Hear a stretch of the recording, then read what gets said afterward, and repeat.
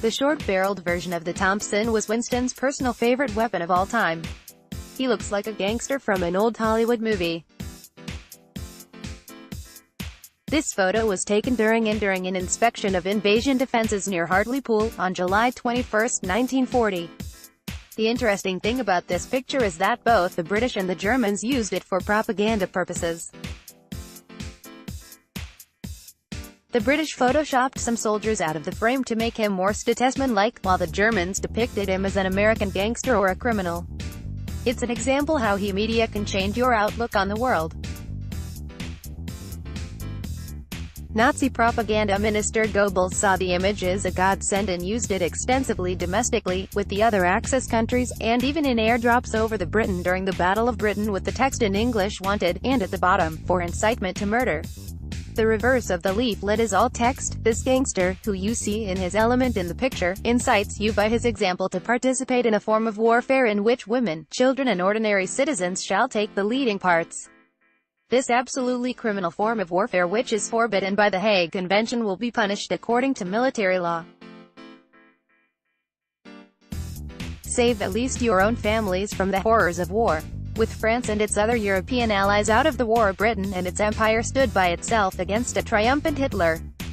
A defiant Churchill, instead of bowing down to Germany, famously promised during his June 4, 1940 speech to the House of Commons, "We shall fight on the beaches.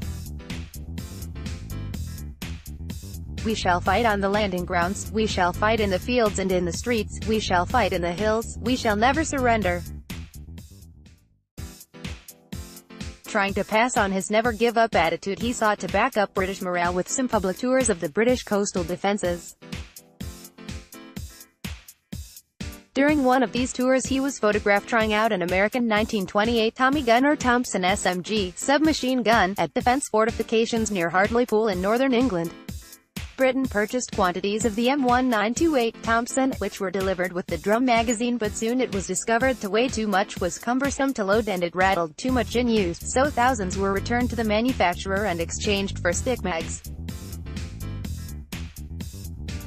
The Thompson became a favorite with combat unit squad leaders, mostly sergeants, and seems a bit more common to see in airborne and ranger outfits. It was not always a standard-issue weapon, but appears it was often picked up by scrounging officers came to prefer the then newly issued M1 carbine because it was lighter and sexier back then, and in some ways was a more practical weapon for them. Eventually, the M3 and M3A1 grease gun replaced the Thompson in most applications, being lighter and much easier to stow in a vehicle or tank. Most new tanks had at least one Thompson or grease gun issued with them, or at least had provision for them. It was intended for security when the crew dismounted from the tank, e.g.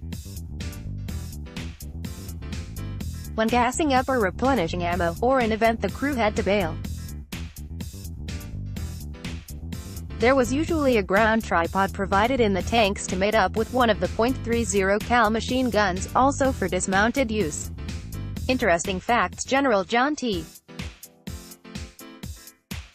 Thompson, a graduate of West Point, began his research in 1915 for an automatic weapon to supply the American military. World War I was dragging on and casualties were mounting.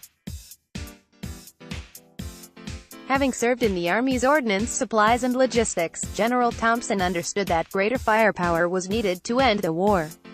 Thompson was driven to create a lightweight, fully automatic firearm that would be effective against the contemporary machine gun. His idea was a one-man, handheld machine gun.